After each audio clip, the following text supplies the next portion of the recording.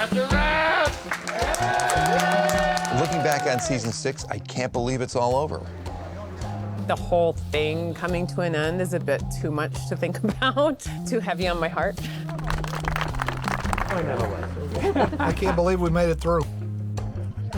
Looking back on season 6, I can't believe how many new angles they found to the story, where they took it, surprises that they found in the journey that these characters make. I don't think I could feel any more pressure than I felt in the final season of Breaking Bad. I think anxiety-wise, I reached the peak on the needle hit the peak, and it doesn't go that far anymore. This time around, it's funny. I get to watch Peter live it. And Peter was nervous at the end of Breaking Bad. All the writers were. But this time around, Peter's the boss. It's a lot of pressure. It's a lot of sweaty palms, a lot of sleepless nights. Our main goal for the season is one singular goal, to try to bring it to a satisfying conclusion that was honest. After a beat, then you take a look and the lantern go off. Good. I was trying to say to Peter throughout the end of this season, I kept saying to him, do what I didn't do and enjoy this. Really try to settle back and just take a breath every now and then, count to 10, and just enjoy this feeling of being at the end of a tremendous achievement. Boy, you know, it was a real climb up a very steep mountain. I can't believe we actually finished it. There was a couple of things that happened. One, we had the whole COVID delay our season 6, like it delayed most of the world. In our writer's room, we started in person February of 2020, toward the end of the month, and we were together for 2 weeks before the shutdown, and then we all went home. The writer's room has been the core of what we do for the writer-producers. And we've typically, you know, we're sitting around a table 5 or 6 days a week for a long time. Now suddenly, and I think in week 2 or week 3 of this season, suddenly we switched to being a Zoom room. I have to say, I thought it was going to be for a couple of weeks or maybe a month, and it turned out to be for a full year. The transition to the virtual room, I will say, was a little bumpy at first. We missed being together in person. There were always technical glitches. It just didn't have the same dynamic as it did in other seasons.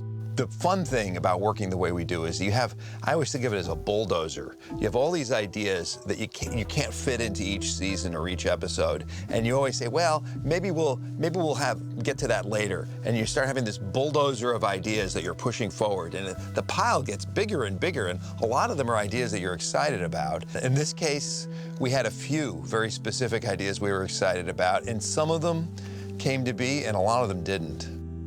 Her being furious with him is almost as good as her missing him and loving him, because it means she's not indifferent. She knows that she won, or that she's got him.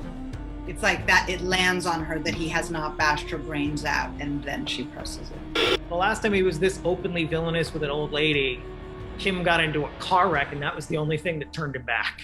That's right. We try as much as possible to work moment by moment to stay with the characters and what's going on in their heads. And for us, for years, the end of the show has been a complete mystery. It started to part a little bit during seasons 4 and 5, and we started having an image of where we could go. We ended up breaking the entire season before we even started production. We pushed the start of production because of COVID.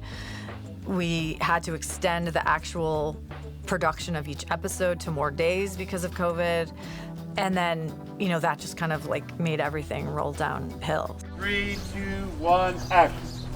We started later than we certainly anticipated. You know, we were supposed to start in October, and we didn't start until March.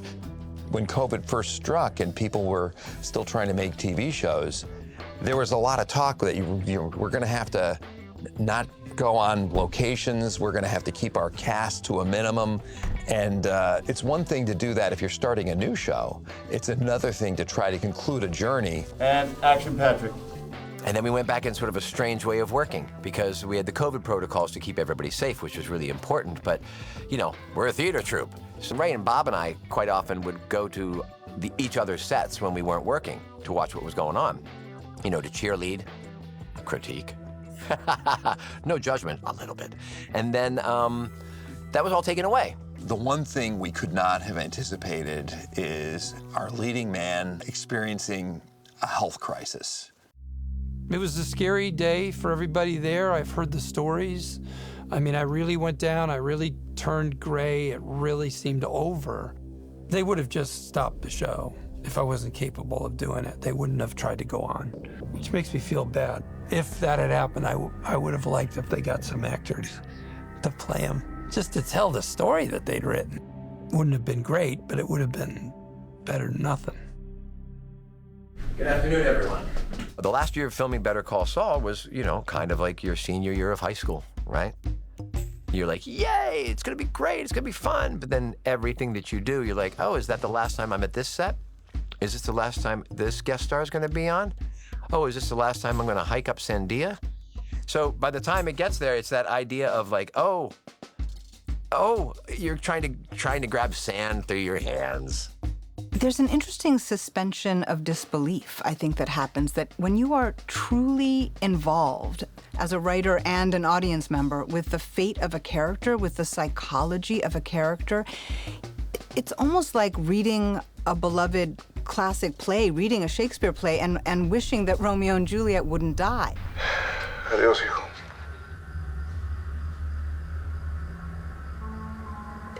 Adiós, papá. We were hoping that we could find a way for Nacho to escape into a new life, possibly with his dad. And we had a lot of thoughts about what could happen there. But in the end, it didn't feel honest that Gustavo Fring would let Nacho go. It make me no fucking t-shirt. He must be a star. I think he goes out in a classically tragic way. Nacho's final fate that he has to kind of go to on his own terms and figure out how he can go to them on his own terms when he's so sandwiched between all these powers was really important for us. Nacho's story ended before he further compromised innocent people. That was essential for me to maintain the integrity of that character and what I fought so hard for. It's a strange, cockeyed victory that he refuses to let anyone else kill him. He has to die, otherwise his dad will die, but damned if he's going to let anyone else shoot him. He's going to do it himself. I felt he did the right thing, and I was happy with his choice. I was happy that his father doesn't die. I felt he succeeded, on all these levels. Not so much in the material world, but in the world that he believed was important. And I loved it. I loved the ending.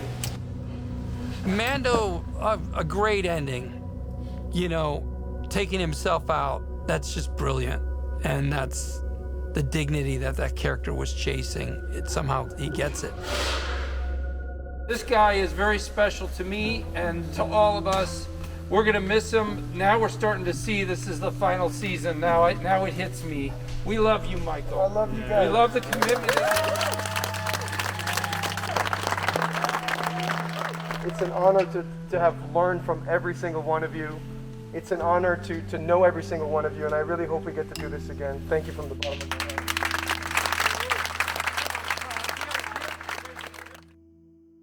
Who are you?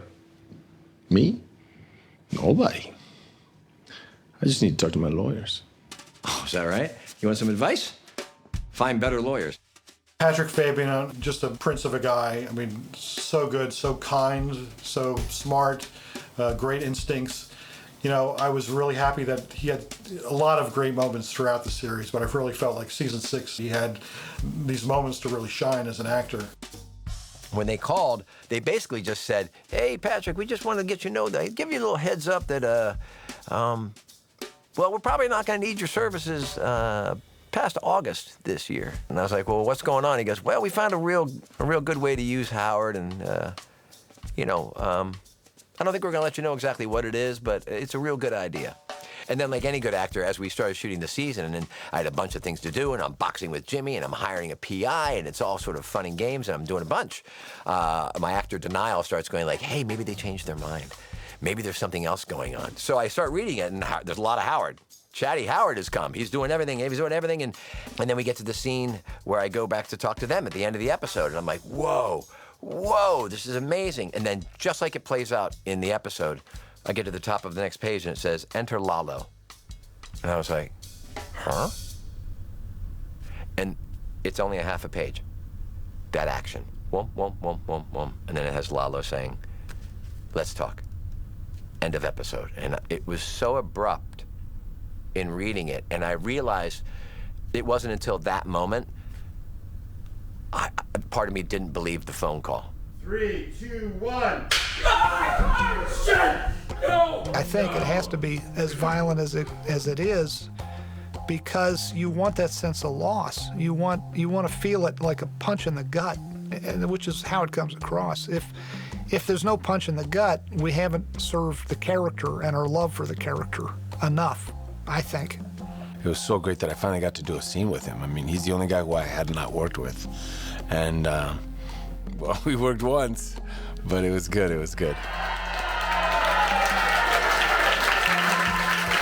You were brilliant before, and now you're even more brilliant. And I'm so proud of everything you've given the show. Patrick Fabian is the life of home. You know, he gets everybody hiking and rehearsing and makes dinners. I just want to let the crew know, in particular, that I know that I have the best job. I've had the easiest job.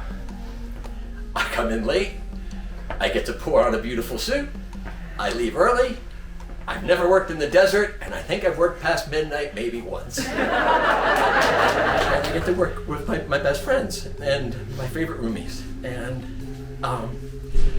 every day I wake up and I'm so excited because I can't believe I get to be me. To steal the words from the most disgruntled HHM employee ever, I have had the time of my life. Thank you so much.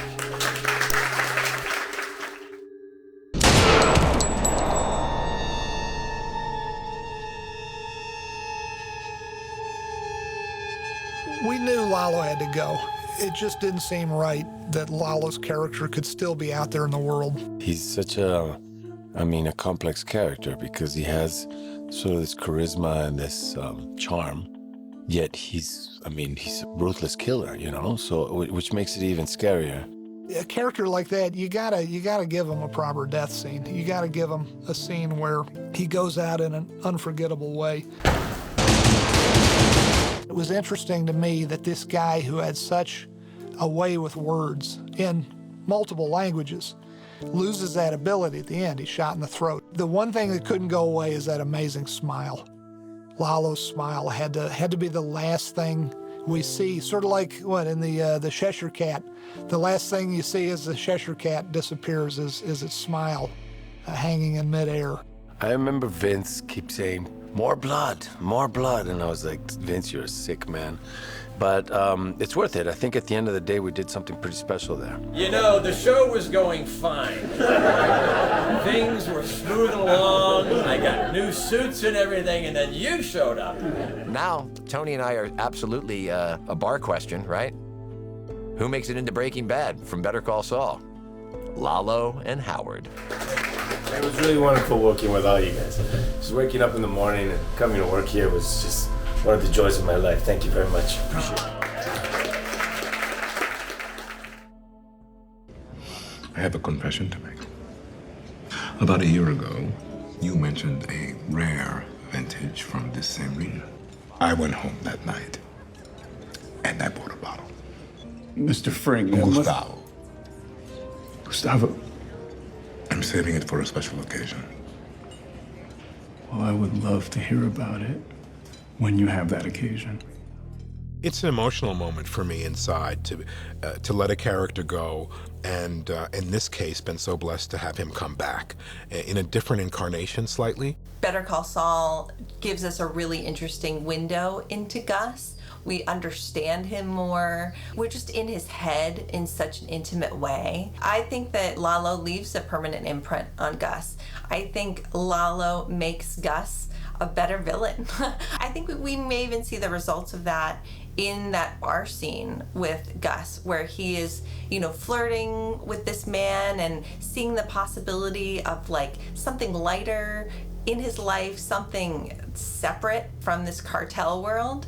But Gus won't allow himself to go there. His plot of revenge is too important. and that he can't take his eyes off the ball at all, or somebody like Lalo will step in and derail it and make all of these choices he's made for all these years for naught. The real tribute to Giancarlo is that he plays a character who is kind of a facade and shut down and empty inside, but he finds ways to give that character an internal life that peeks through just in the most minuscule ways, but with texture. All of you have given me the confidence I need to keep doing what I do, and I keep coming back to this one spot. I love what I do. For me, this is a dream come true. We take our imaginations, we take our hopes and our dreams, and we create something visually that lives on forever. And I want to thank you all from the bottom of my heart. Let's shoot this stuff.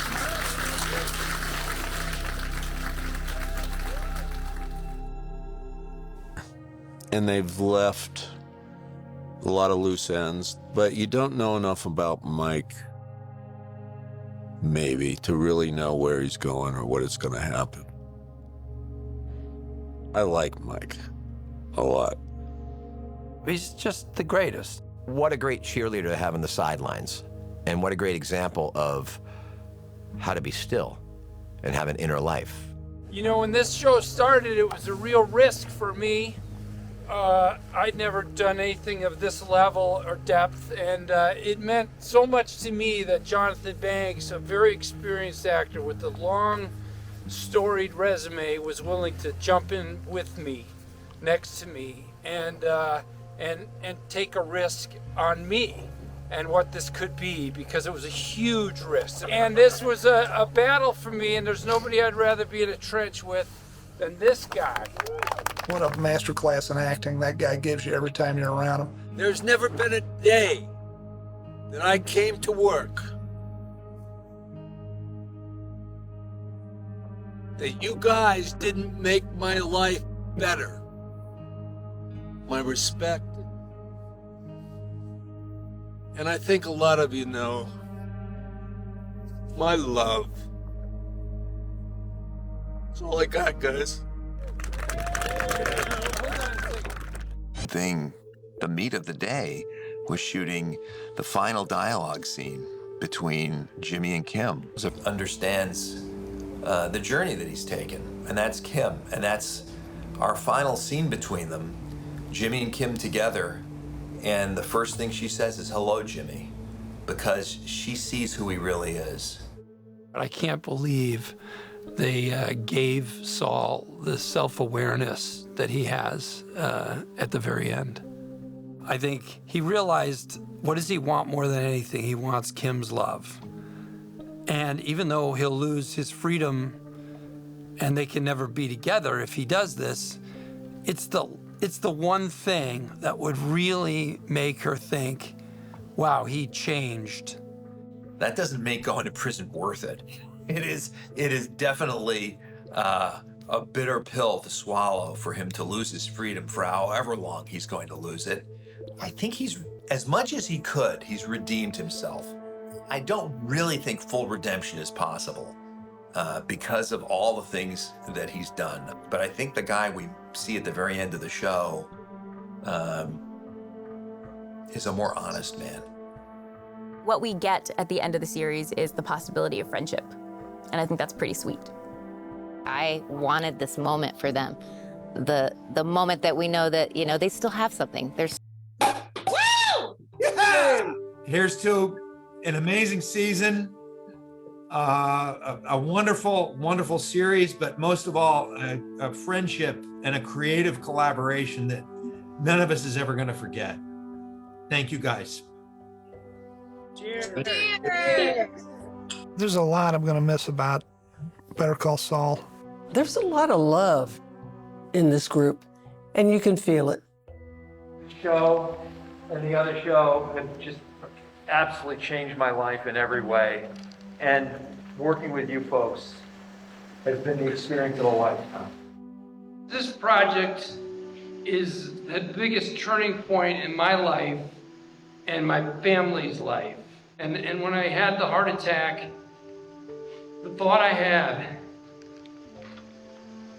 was a few weeks after.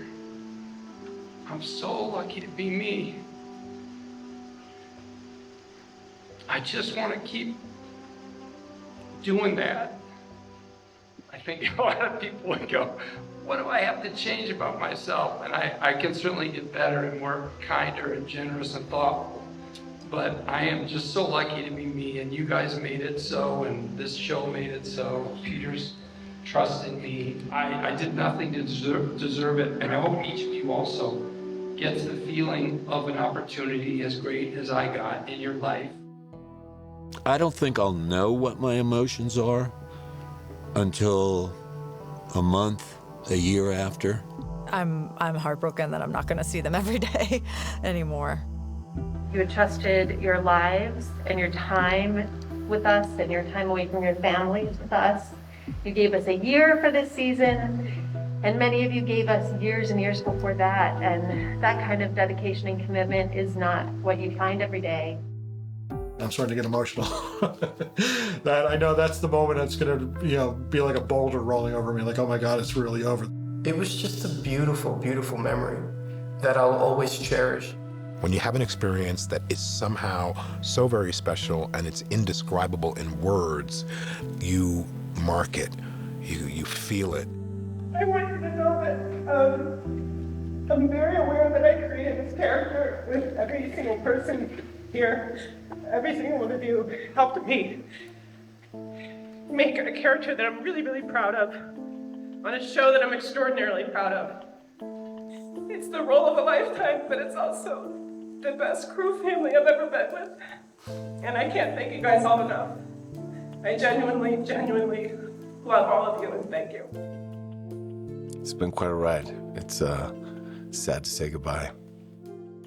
I'm a journeyman actor. I've been very, very fortunate to do a whole lot of different things. I didn't get famous or rich in my 20s or 30s, or 40s or 50s. So to run into this show and to have it be what it's been artistically, I mean, I'm surrounded by A-list people on all departments, and you don't always get that. So if you hear me bitching about what I'm not doing and how I didn't get this, slap me, because I got to do Better Call Saul, and that is more than enough for one actor in a lifetime. The best people in the world. I don't think I'll ever be in a situation with so many hardworking, good people who are the best at what they do. That's okay. It's rare to have at one time. So.